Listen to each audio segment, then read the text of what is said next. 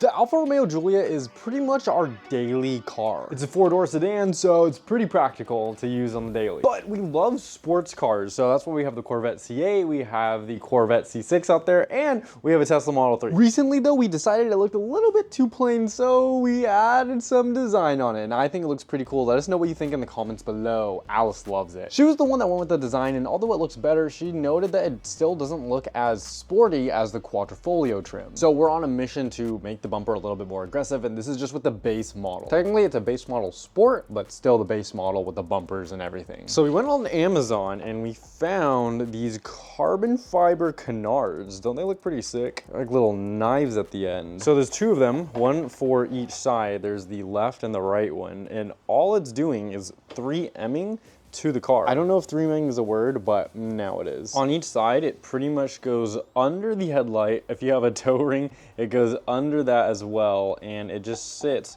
right here, like that. It fits in perfectly, so it should be pretty flush against here.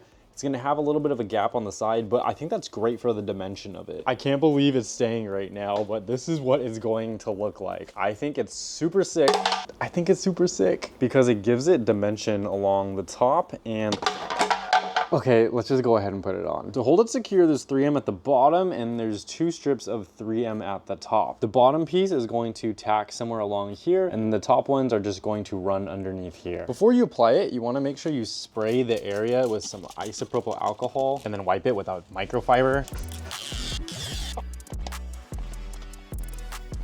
It's finished. Now, I won't lie to you, it was a pain to line these up. It took so long to try to get these aligned, especially to make them equal on both sides, but they're equal on both sides. A good strat for installing these is kind of lining it up, like holding it where you want it to go, and then just pushing it up and in. So you want to make sure everything is flush here, and then that part touches down there. So if you do this, just remember to have a little bit of patience because the alignment was just the worst thing possible. It's really hard to guide it into place, but eventually you'll get it. And so this is what it looks like.